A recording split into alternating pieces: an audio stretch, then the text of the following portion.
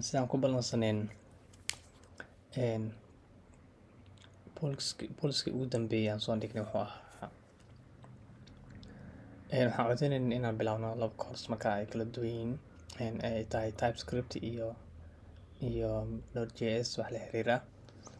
Marka wuxuu u batay codka insha Allah Node.js u batay. Marka sidaa daraadeed waxaan videogan ku baran doonaa markaasi sida u sameyn lahayn projecti anagoo ku sameynayno wax loo yaqaano Mainstack. Mainstack muxuu yahay? Mainstack waa teknolojiya marka kala duwan la isku keenay. Waxaa ka mid ah markaasi Mainstack oo M ka bilaabanaysa oo noo ah MongoDB oo qaybta database-ka markaa noo qaabilsan. E-da oo markaas noogu taagan Express oo asigana library markaas noo sahlay inaan ku sameyn API-ga iyo wixii la xiriira. Iyo R oo markaas aydan u taagan qaybta front-end-ga oo ah React oo ku sameyn doona iyadana qaybtan design-kan aad aragtaan haddaba. Iyo N oo markaa u dambayso ah Node.js-ki oo qaybtii kaleeta markaas runtime-ka ahaa Express markaa noo shaqeysiin lahayd. Taas ayaa markaa lagu magacaabaa Mainstack ayaa lagu magacaabaa. Waa complete full stack waaye. Waa full stack dhammaystiran oo wax walba full stack ugu baahan tahay qaybtii database-ka, qaybtii API-ga si loo diyaari lahaay oo back-end-ga ah, iyo qaybtii front-end-ga qaabkii lagu xiri lahaay. Intaas ayaa markaa go'aansan inaan ka dhigno project-yan. Sidoo kale project-yan waxaan ku baran doonaa authentication-ska qaabka markaa loo sameeyo login sidii loo sameeyo, sidoo kale sidii loo sameeyo markaas registration-ka sidii loo sameeyo, iyo qayb kaleeta markaas oo diary ah oo crowd ah markaas sidii loo sameeyo post, create post oo isku mid ah, create, delete, update iyo markaas display na sameeyna ama listi inaan sameyno oo database ka soo akhrino. Dhammaan form-kan aragtaanba qaabkan u sameysan wuxuu ku sameysan yahay Bootstrap sida caadi markaa ay ahaydba qaybta UI-ga mar walba waxaan isticmaalay ama ku design gareynay Bootstrap ay isticmaalay. Bootstrap aad u sahlan tahay inta la leeyahay markaasi danaynaysan aqoon video ya ka sameeyay xilli hore videos ay dib u daawan karaa madhow insha Allah update gareyn doona ayaan video kale ka soo sameyn doonaa waxyaabaha isbedelay Bootstrap iyo waxyaabaha lagu soo daray si aan u wada aragno insha Allah. ugu horreyn waxaan sameynaynaa isla arkayna project-iina waa kana meesha ka aragtaanba waxaa lagu magacaabaa marka diary lagu magacaabaa.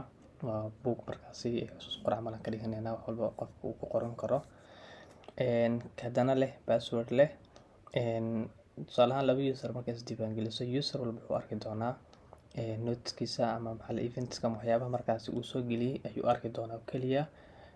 Waxa kale qofka kale uu soo geliyay ma arki doono. Marka waa kala saareynaa si qof walba wixiisa private ugu dhigno oo asigu kaliya u arko. Sidaa daraadeed qof walba markaa waxaa loo baahan yahay inuu sameysto user inuu sameysto ayaa loo baahan yahay.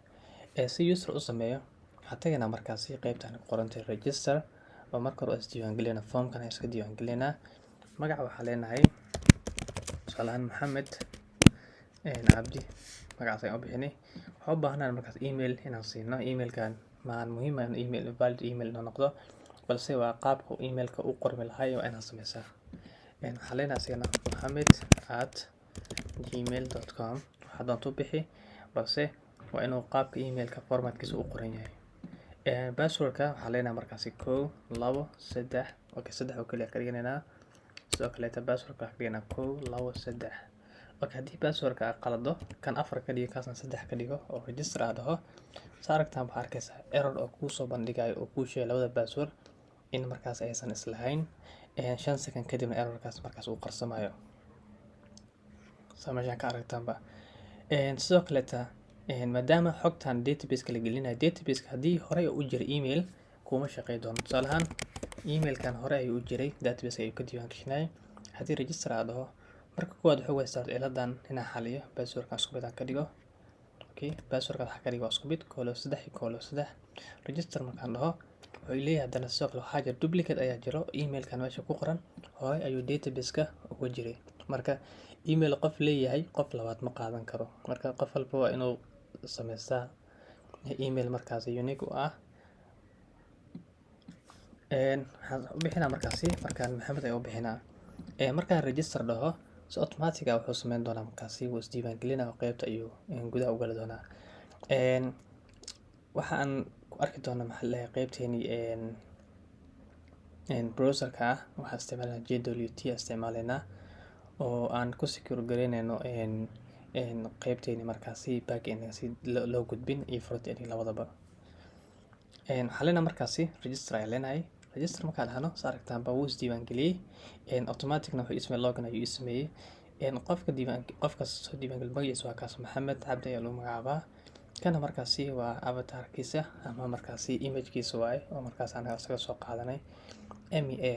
waan arki doonaa qaabka loo sameynayo sawirada qaabkan si loo sameeyo. sawir ayuu wuxuu ka generate gareynaa title-ka ama magaca qofka uu leeyahay ayuu markaas ka generate gareynaa oo Maxamed Cabdi hadduu yahay MEA ka soo qaadanaa. sidoo kale inta waxaa ku qoran log out ayaa ku qoran oo mar allaale markaa u baahan tahay inaad ka baxid systemka project waxaa leedahay log out aa leedahay waa iska xiraysaa. sidoo kale inta waxaa ku qoran diaries list marka listiga oo diarieska iyo sage boxkiisa balse hadda waxba nooma qorno. haddii aan u baahno inaan mid kale ku darno waxaa dhihi karnaa markaasi barankaas oo ku qoranta hoose plus ayaa leenahay ku dareynaa. kana marka wuxuu noqon doonaa insha allah diary formkeena ayuu noqonaa. formkan marka waxaa leenahay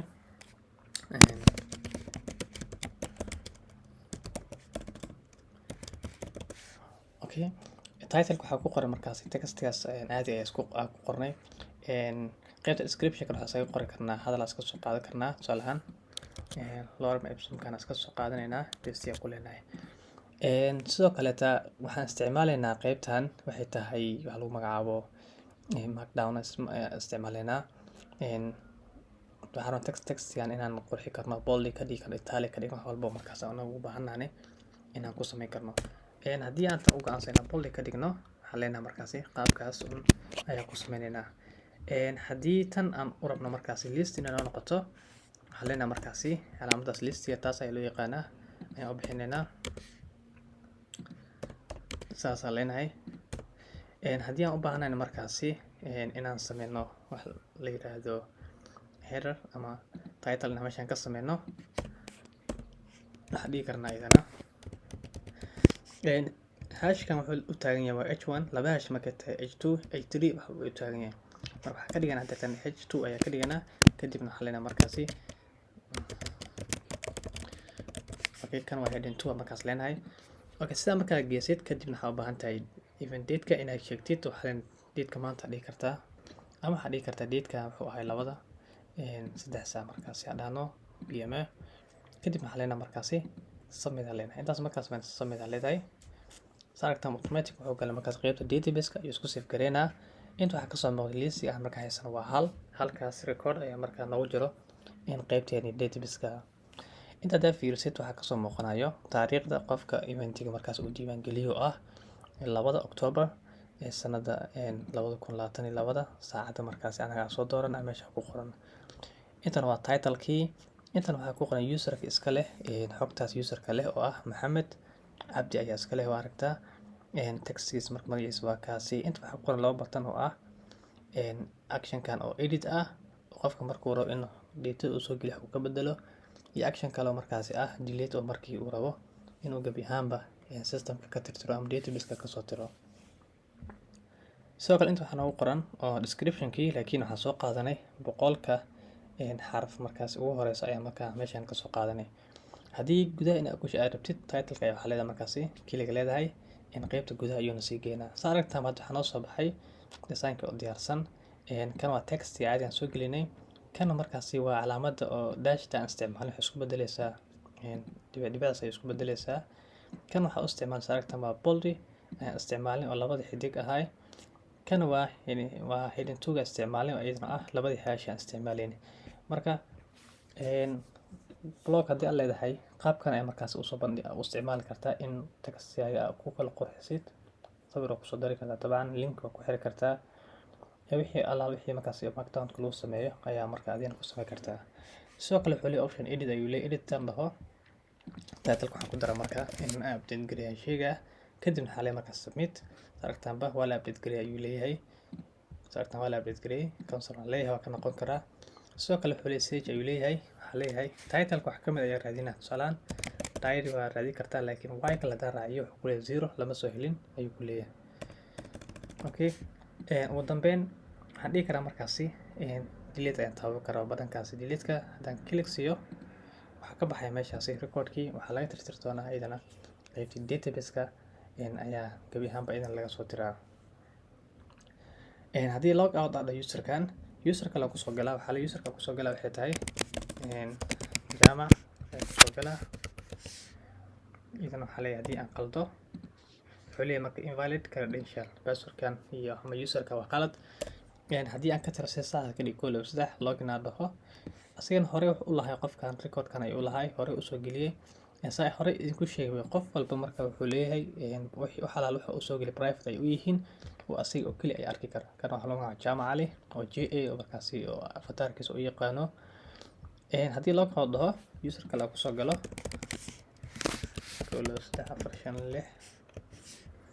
1 kadib login aan leeyahay. qofkana saa aragtaanba asigana magaciisa waa ka Axmed, avatarkiisa waa ilaa iyo wuxuu soo geliyay markaasi 3 markaasi events ama diaries oo kala duwan ayuu soo geliyay. kan hataa click siiyo aragtaan buu arkaysaa qofkii sameeyay waa Axmed, magaciisa meesha kasoo muuqana intan waa ka aragtaaba. search ayuu sameeyay kaad su'aalaha waxaa raadi karaa markaas title-kan qoran tahay does it come. haddaan dhaho does it waa kan asiga ku soo baxay filterka ama baan xitaa inuu waqti uu ka qaato ama page-kan uu wareegsado. type markaa qortid isla markaa wuxuu sameeyaa filtering ayuu ku sameeyaa. haddii tiraan ay raadinayo 900 waa aragtaaba 14 qad afarka wacsiyo uu hawada ka baxaa oo lama helin marka text title oo intaas iyo qoraalkaas ku jiro. marka waxa uu raadinayo waxay tahay title-ka wax ka mid ah hadduu ku jiro uu noo soo qabanaa. dabcan sidii hore usoo arkay asigana wuxuu leeyahay markaas edit-ki ayuu leeyahay oo edit gareyn karnaa. wuxuu kaloo leeyahay markaasi delete ayuu leeyahay, optionka delete-ka ayaa asigana sameyn karnaa. qofkii hore jaamac data uu soo geliyay ma raadi karno sababtoo ah kaliya qof walba wuxuu raadi karaa ma arki karaa events-ka markaas uu soo geliyay oo userkiisa uu ka soo geliyay. marka criteria isticmaalan waxay tahay waxa u filter gareynona userka events abuuray wuxuu arki doonaa event-iga asaga uu sameeyay oo kaliya, event-i oo qof kale uu sameeyay ma arki karo. marka si data marka u kala saarno xogtan aragtaan dhammaan waxay ku jirtaa database-ka ayay ku jirtaa. haddii aan fiirino markaasi waxaan isticmaalnaa waa Mongo DB Compass isticmaalnaa. waan ku xirmeynaa markaasi local hostigeena. database-ka isticmaalnaa waa diary lagu magacaabaa. waxaan oo sameysan waa labadaasi markaasi collection ayaa markaas noo abuuran oo mid uu yahay diaries-ka oo nagu kaydsan xogtii imana userska fiiriyo waxaa ku jira markaasi 3 user oo haddaan soo arkeyni waa userka lagu Axmed iyo Jaamac Ali iyo Maxamed Abdi ayaa noo sameysan. haddaan fiirino qaybta diaries-ka haddaan fiirino idan waxaa ku jira xogyo kala duwan ilaa 4 gaaraysa totalkooda waa kaas 4 documents. kan textkiis waa kaas meesha markaa fiiriso database-ka qaabka u galaayo qaabkan u galaa database-ka xidig oo markaasi bold ahaan u kasi doono. laakiin aniga markaa soo bandhigayno waxaan ku bedelayna markup compiler yar ku xireyna markaasi oo noo turjumayo noo soo bandhigayo.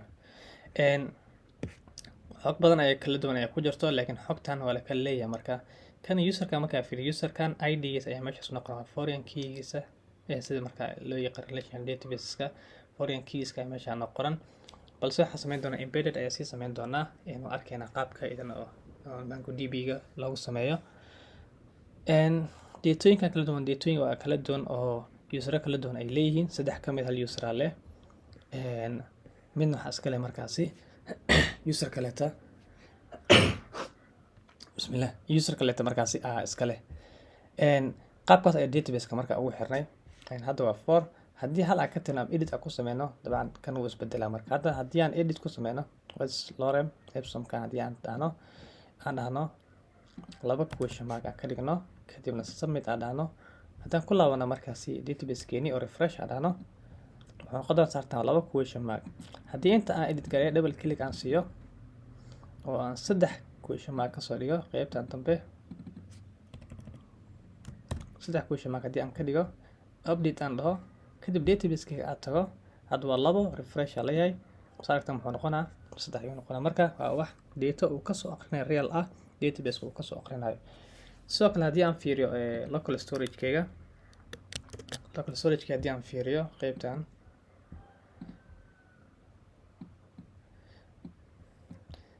waxaan isticmaalaya aragtaanba local storage ayaa markaasi ku keedinaya authentication-kayga userka markaasi active hadda ah ee ku jira browser-kani magaciisa, emailkiisa, iyo ID-giisa iyo token-ka. Marka waxaan isticmaalna waa token, waa JWT token ayaan isticmaalna. Tokens-kan waa barada qaabka loo generate garanayo iyo qaabka markaasi hadhow loo aqriyo. Marka token-ka wuxuu ka kooban yahay user-kan meesha ka muuqda xogtiisa oo dhammaystiran ayuu ka kooban yahay, emailkiisa, magaciisa iyo ID-giisa ayuu ka kooban yahay. Marka kan waa wax sababayo qof walba inuu unique ku ahaado ama ku authentic gareeyo qaybta database-ka ama backend-ga iyo front-end labadaba. Waan arkayna qaabka marka loo sameeyo logout. Marka dhaho data meesha ka bixisa oo local storage waa ka tirtirayna. Haddii aan logout click siiyo aragtaanba meesha waxa ka baxay wixii markaasi authentication-kii storage-keena local storage-ka ku jira ayaa meesha ka baabi'inayna. Mar alla markii aan markaasi soo galno markaas login aan automatic wuxuu soo gali doonaa qaybtan oo ah in markaas register noo yahay. Haddii aan isku dayo page oo horey u lahay aan login haddii aan ku laabto anoo authenticated ah oo ku jira oo enter aan dhaho automatic wuxuu u soo celinaa markaasi qaybteeda wuxuu leeyahay login ma tagi karto sababtoo ah horey markaasi login u sameysay. Laakiin haddii aan xiro haddii page-kan gudaha u galo oo intaan baadhkan soo koobiyay logout dhaho kadib baadhka ku celiyo enter aan dhaho wuxuu leeyahay gudaha ma geli kartid sababtoo ah ma authentic gareynin. Login ayuu sameynaa waa inaad login sameeyaa. Haddii home-ka isku day inaad tago automatic login mar walba oo aan login sameyn wuxuu kugu soo celi doonaa login-ka. Haddii aad login sameysidna dabcan gudaha ayay u sii gali doontaa. Project-kana intaas ayuu ka koobnaan doonaa insha Allah. Waxa la waxa u baahan tahay waa inaad project ku sameysid e-commerce hadduu ahaado ama blog ahaado ama wuxuu doona ahaado. Project markii la sameeyo ugu muhiimsan waxay tahay qaybtan authentication-ka iyo qaybta kale markaasi protected routes-ka markaasi kala xiri kartid routes qaar ama pages qaar in uu access-kiisa aan xiri kartid qof aan soo authentic gareynin ama qof aan user markaas lahayn. Iyo API soo kale kala xadidi kartid iyadana iyo qaabka markaasi la soo xiro laba technology kala duwan adigoo isticmaala APIs wax lagu magacaabo Node oo Express oo backend ah iyo React oo front-end ah. dabcan waa isticmaali kartaa Django oo backend ku ah API-na waxa ku soo sameysatid kadib front React isticmaashid ama Vue isticmaashid front-iga ama haddii mobile app sameynaysid backend Express-na ku sameysid front-ina ku sameysid markaasi React Native ama Ionic ama Flutter ama wixii la mid ah markaas. insha Allah course-keena wuxuu noqon doonaa inaan ku dhismo project-an qurux badan oo ka kooban dhinac walba main stack oo complete ah. marka video-gan inta ayaan ku jareynaa oo ahaa markaas in aan aragno project aan sameyn doono qaabka uu sameysan yahay demiisa kan xiga markaas insha Allah arki doona asigoo dhameystiran qaabkii aad ku sameyn lahayd project-kan aad u quruxda badan.